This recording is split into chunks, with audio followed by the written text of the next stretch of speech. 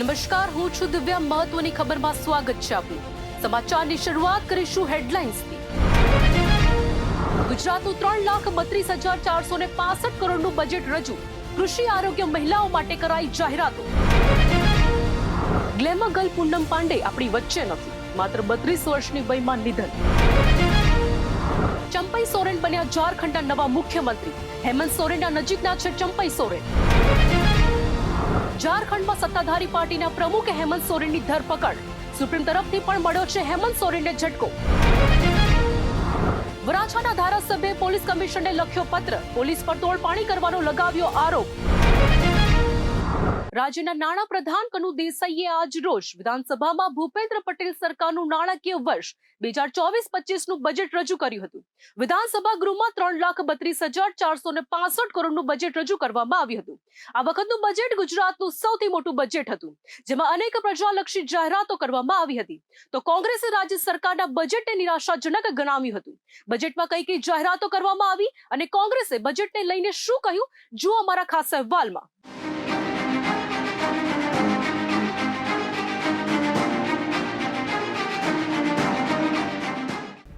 નાણાં મંત્રી કનુ દેસાઈ વર્ષ 2024 અને 25 માટે ગુજરાત સરકારનું 3,32,465 કરોડનું અંદાજપત્ર રજૂ કર્યું હતું.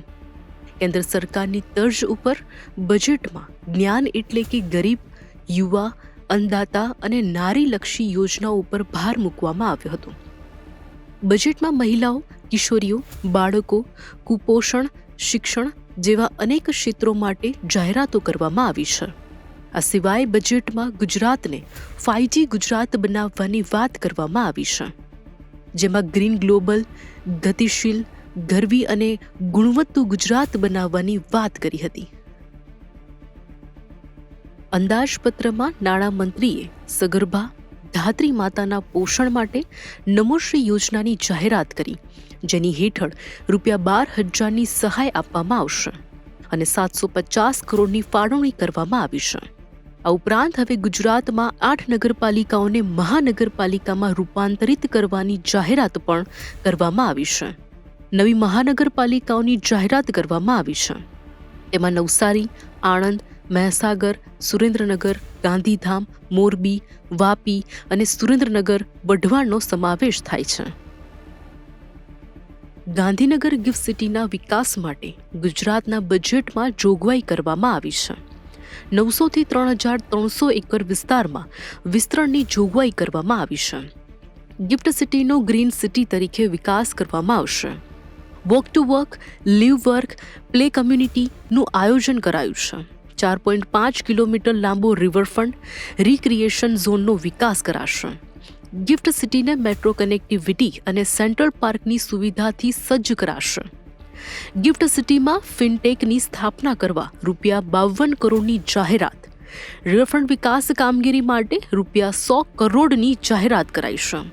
તેમજ સરકારી અને અનુદાનિત માધ્યમિક શાળાઓને કહી શકાય કે ભૌતિક સગવડો તેમજ સ્માર્ટ ક્લાસરૂમની સજ્જ કરવા ₹2,000 કરોડ ખર્ચે મિશન સ્કૂલ ઓફ એક્સલન્સ 2.0 અમલી કરવામાં આવશે.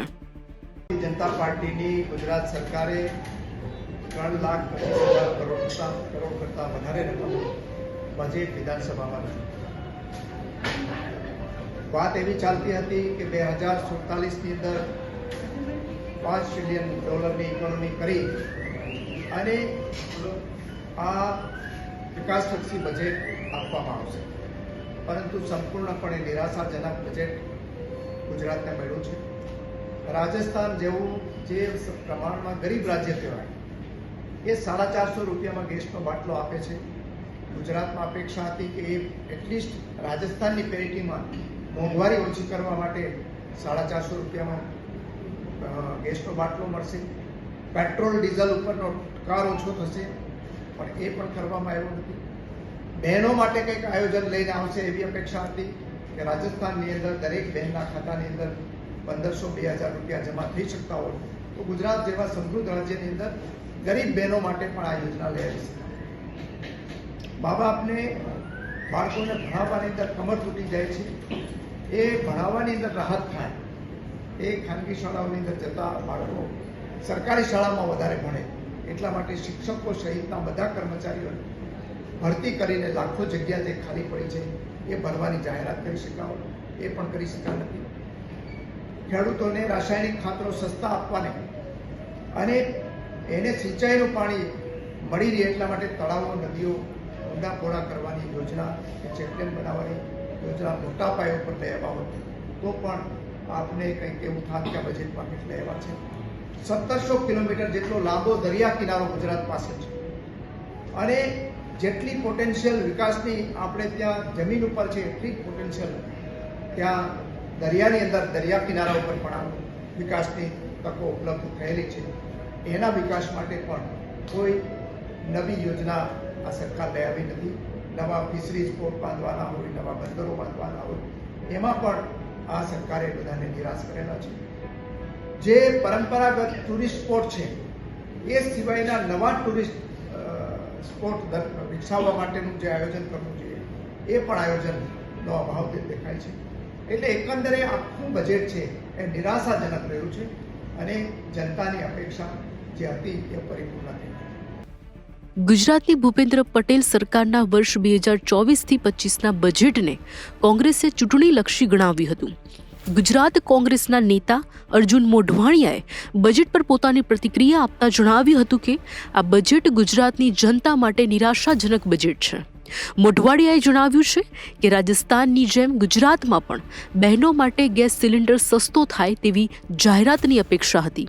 જોકે બહેનોને રાહત થાય તેવી કોઈ જાહેરાત બજેટમાં કરાઈ નથી.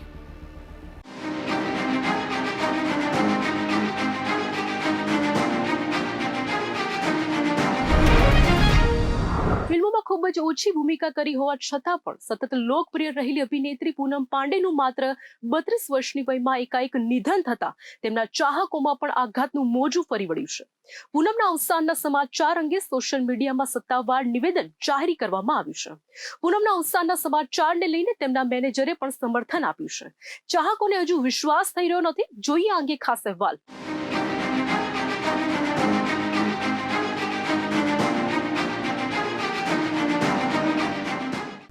32 વર્ષીય બોલ્ડ અને બ્યુટીફુલ ગ્લેમર ગર્લનું નિધન થયું છે. પોતાની કેરિયર દરમિયાન પૂનમ હંમેશા પોતાના બોલ્ડ અંદાજના કારણે ચર્ચામાં રહી હતી. અનેક પ્રકારના વિવાદમાં પણ ફસાઈ હતી. કોઈને ખબર ન હતી કે તે જીવલેણ બીમારીથી ગ્રસ્ત છે. ગ્લેમર ગર્લનું સર્વાઇકલ કેન્સરના કારણે નિધન થયું છે. થોડાક દિવસ પહેલા જ પૂનમનો એક જાહેર કાર્યક્રમને લઈને વિડીયો વાયરલ થયો હતો. પૂનમના નિધન અંગેના અહેવાલને પૂનમની બહેને પણ સમર્થન આપ્યું છે. આ પહેલા પૂનમની મેનેજર નિકિતા શર્માએ પણ માહિતી આપી હતી. મીડિયા રિપોર્ટ્સ પ્રમાણે પૂનમનું અવસાન હોમટાઉન કાનપુરમાં થયું હતું. અંતિમ સંસ્કાર પણ ત્યાં જ થશે. સત્તાવાર નિવેદનમાં કહેવામાં આવ્યું હતું કે આજની સવાર અમારા બધા માટે ઘણી જ મુશ્કેલ છે. ઘેરા આઘાત સાથે તમને જણાવતા દુઃખ થાય છે કે અમે અમારી ફેવરેટ પૂનમ પાંડેને સર્વાઇકલ કેન્સરમાં ગુમાવી છે.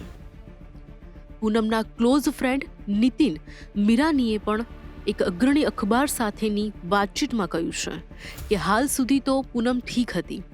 મહિના પહેલા વિડીયોમાં તે એકદમ ફિટ એન્ડ ફાઇન જોવા મળી હતી. પૂનમ પાંડેનો જન્મ 11 માર્ચ 1991માં કાનપુરમાં થયો હતો. તે મોડલ તથા અભિનેત્રી હતી.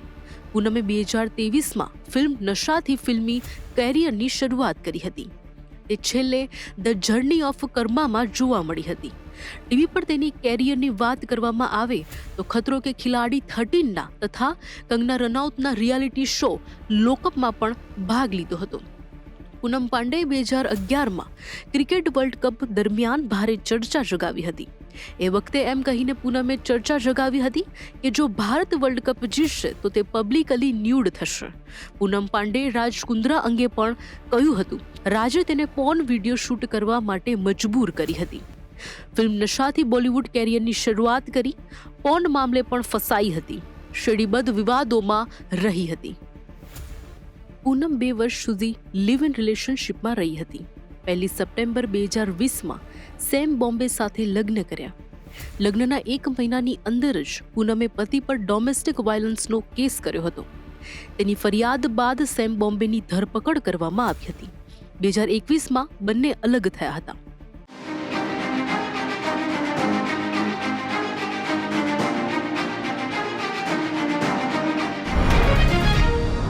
ઝારખંડમાં નવી સરકાર અને નવા મુખ્યમંત્રીની તાજપોશી થઈ ગઈ છે.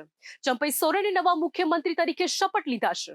રાજ્યપાલ સીપી રાધાકૃષ્ણને ચંપઈ સોરેનને મુખ્યમંત્રી પદ અને ગોપનીયતાના શપથ લેવડાવ્યા હતા, જે બાદ રાજ્યપાલે નવા મુખ્યમંત્રીને અભિનંદન પાઠવ્યા હતા. ચંપઈ સોરેનને સિવાય કોંગ્રેસ અને આરજેડી ક્વોટામાંથી કયા કયા મંત્રીઓને કેબિનેટ મંત્રી તરીકેના શપથ લીધા, જુઓ અમારા ખાસ અહેવાલમાં.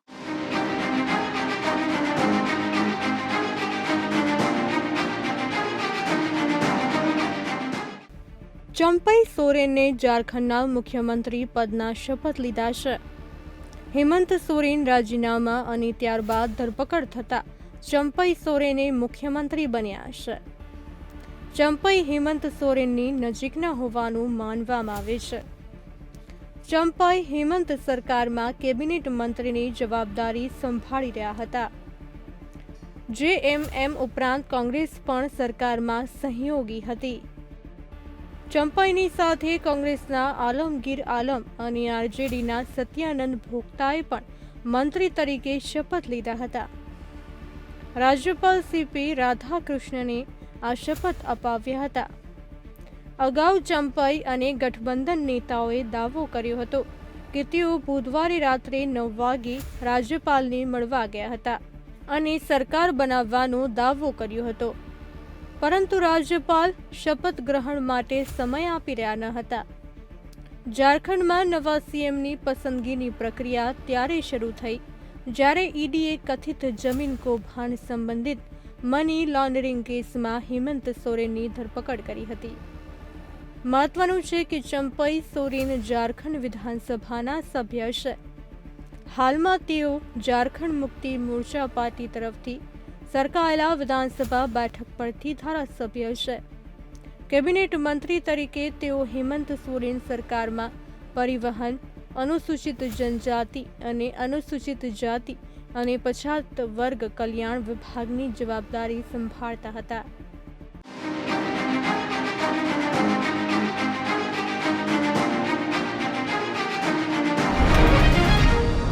ઝારખંડની સત્તાધારી પાર્ટી ઝારખંડ મુક્તિ મોરચાના પ્રમુખ અને પૂર્વ મુખ્યમંત્રી હેમંત સોરેનની મુશ્કેલીમાં વધારો થયો છે.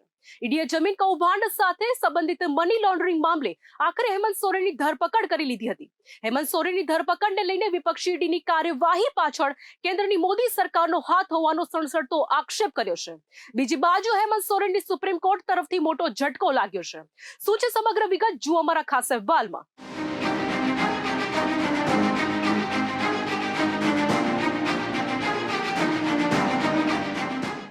ઝારખંડના પૂર્વ મુખ્યમંત્રી હેમંત સોરેનની 8 કલાકની પૂછપરછ બાદ ઈડી દ્વારા તેની ધરપકડ કરવામાં આવી હતી. ઈડીની કાર્યવાહી પર કોંગ્રેસ અધ્યક્ષ સહિતના વિપક્ષી નેતાઓએ નિશાન સાધ્યું હતું. મલ્લિકાર્જુન ખડગેએ આ મામલે નિવેદન આપતા જણાવ્યું હતું કે જે કોઈ એનડીએ સાથે નહીં જાય તે લોકોને જેલમાં ધકેલવામાં આવશે. ઝારખંડના પૂર્વ મુખ્યમંત્રી હેમંત સોરેન સામે ઈડી લાદવી અને તેમને રાજીનામું આપવા દબાણ કરવામાં આવ્યું, જે સંઘવાદ માટે એક ફટકો છે. શિવસેનાની સાંસદ પ્રિયંકા ચતુર્વેદીએ આ અંગે પ્રતિક્રિયા આપતા જણાવ્યું હતું કે કેન્દ્ર સરકાર રાજ્યોમાં ગવર્નરના માધ્યમથી પોતાની રાજનીતિ વધુ કરે છે. સાથે જ તેમણે જણાવ્યું હતું કે હેમંત સોરેન જેવા નેતા જે ભાજપ સામે પડ્યા છે તેમની સામે ईडी कार्यवाही करे છે. सबसे पहले तो चंपई सोरेन जी के ओथ टेकिंग में इतना समय लग गया, फिर से दिखाता है, दर्शाता है कि गवर्नर का जो पोजीशन है उसको किस तरीके से पॉलिटिकल मिसयूज हो रहा है केंद्र सरकार की तरफ से, और केंद्र सरकार अपनी राजनीति ज्यादा करती है गवर्नर के माध्यम से. साथ ही साथ जो ईडी का केस चल रहा है हेमंत सोरेन जी पर, वो दिखाता है कहीं ना कहीं जो लोग मजबूती से लड़ाई लड़ रहे हैं केंद्र सरकार के खिलाफ या भारतीय जनता पार्टी से, उनके ऊपर ये कार्रवाई चल रही है. पूरा इलेक्शन टूलकिट बनकर रह गया है.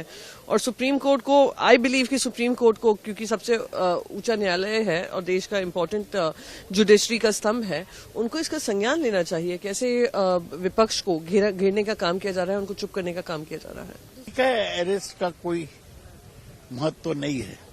वो तो विरोधी लोगों को कोई भी एक्सक्यूज देके अरेस्ट करते हैं, रखते हैं। आज तक एक भी केस वो अप्रूव नहीं कर पाए। तो अच्छा बात है कि गवर्नर अंतिम में चंपाई सोरेन को चीफ मिनिस्टर का शपथ लेने को अनुमति दिया है। इतना तो किया है, वो भी बीजेपी कोशिश कर रहा था वो जो रूलिंग अलायंस से लोगों को लेने के लिए, लेकिन वो सफल नहीं हुआ। बीजेपी का जो लोकतंत्र का खिलाफ कोशिश चल रहा है। હેમંત સોરેનની ધરપકડ મુદ્દે ટીએમસી સાંસદ સૌગત રોયે જણાવ્યું હતું કે ઈડી કોઈપણ બહાને વિપક્ષી નેતાઓની ધરપકડ કરે છે। અત્યાર સુધી તેઓ કંઈ સાબિત કરી શક્યા નથી। તેમણે જણાવ્યું કે ભાજપ શાસક ગઠબંધનમાંથી લોકોને પકડવાનો પ્રયાસ કરી રહ્યો હતો। આ બધું વિપક્ષને દબાવવાના તેમના પ્રયાસનો એક ભાગ છે। विभिन्न गठबंधन के साथियों ने, वरिष्ठ नेताओं ने सदन का और अध्यक्ष महोदय का ध्यान आकर्षित करने की कोशिश की, देश का ध्यान आकर्षित करने की कोशिश की कि किस प्रकार से झारखंड में चुनी हुई सरकार को गिराया जा रहा है, लोकप्रिय मुख्यमंत्रियों को जेल भेजा जा रहा है और एक सुनिश्चित योजना के तहत वहां पर हॉर्स ट्रेडिंग का एक वातावरण बनाया जा रहा है। ये हमारी लोकतंत्र के परंपरा पर बीजेपी का एक और प्रहार है। अफसोस की बात यह है कि सदन में हम झारखंड की प्रजा की बात, झारखंड के लोगों की बात हमें रखने का अवसर नहीं मिला। यह सदन में अगर जब लोकतंत्र की हत्या हो रही है, जब चुनी हुई सरकारों को गिराया जा रहा है, जब ईडी इनकम टैक्स का दुरुपयोग हो रहा है, ऐसे महत्वपूर्ण बातों को अगर हम सदन के अंदर नहीं उठाएंगे तो सदन का महत्व क्या रहेगा। झारखंड के प्रति आज सदन के अंदर निरादर हुआ है, उनका अपमान हुआ है। બીજી બાજુ ઝારખંડના કાર્યવાહક સીએમ હેમંત સોરેનને સુપ્રીમ કોર્ટ તરફથી મોટો ઝટકો લાગ્યો છે। સુપ્રીમ કોર્ટે ઈડીની ધરપકડના મામલામાં તેમને રાહત આપવાનો ઇનકાર કર્યો અને કહ્યું કે પહેલા તમારે હાઈકોર્ટમાં જવું જોઈએ। આવી સ્થિતિમાં હવે હેમંત સોરેન હાઈકોર્ટનો સંપર્ક કરી શકે છે।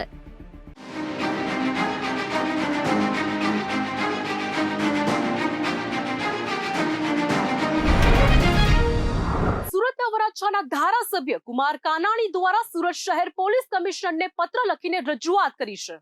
પોલીસ કમિશનરને સંબોધીને લખેલા પત્રમાં કુમાર કાનાણીએ ટ્રાફિક પોલીસ પર શું આક્ષેપ કર્યા, જુઓ અમારા ખાસ અહેવાલમાં।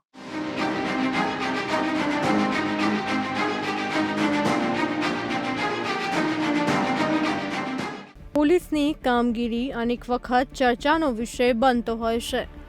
તોડ કરવાની બાબતને લઈને અનેક વખત પોલીસ વિરુદ્ધ ફરિયાદ કરવામાં આવે છે, ત્યારે સુરતની ટ્રાફિક પોલીસ પર પણ હવે તોડપાણી કરવાના આક્ષેપ કરવામાં આવ્યા છે।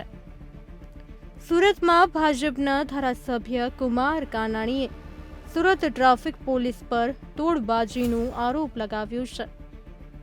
કુમાર કાનાણીએ દાવો કર્યો છે કે ગેરકાયદે વાહનો ટોઈંગ કર્યા બાદ પોલીસ કર્મચારીઓ તોડ કરે છે। વરાછાની અંદર નો પાર્કિંગની અંદર વાહનો ઉપાડવા માટે ક્રેન ચાલે છે। એમાં વિસ્તાર પ્રમાણે ક્રેનની ફાળવણી કરવામાં આવી છે।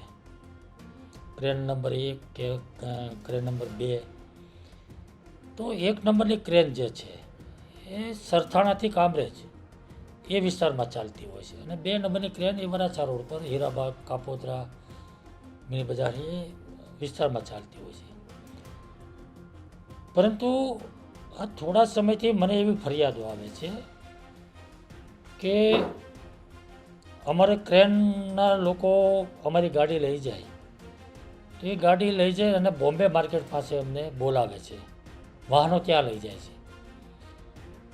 તો મેં પૂછપરછ કરી કે બોમ્બે માર્કેટ કેમ લઈ જાય છે, કારણ કે ક્રેન નંબર 2 જે વાહનો લઈ જાય એનો પ્લોટ જુદો છે, એ બરાબર છે, પણ આ 1 નંબરની ક્રેન જે છે એ લસકાણા, કામરેજ, સરથાણા બાજુની છે. તો એ ક્રેન વરાછામાં 2 નંબરની જે ક્રેન છે ત્યાં ચાલે છે.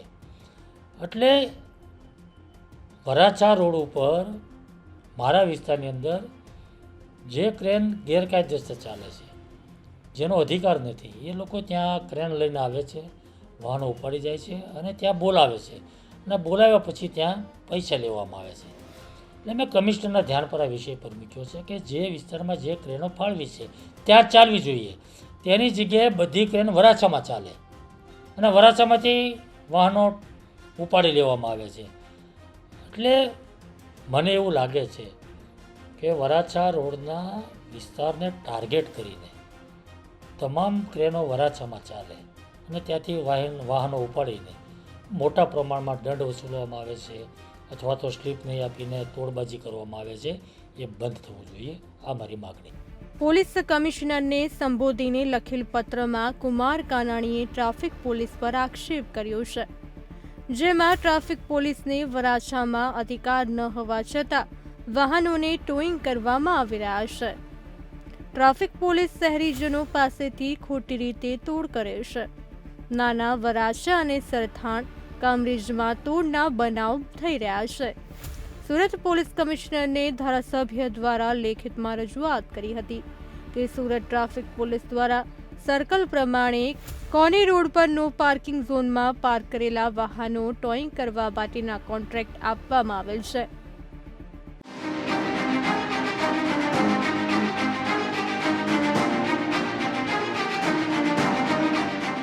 મહત્વની ખબરમાં ફરી મળીશું આજ સમય. ત્યાં સુધી જોતા રહો બુલેટિન ઇન્ડિયા, ભરોસો ગુજરાતનો.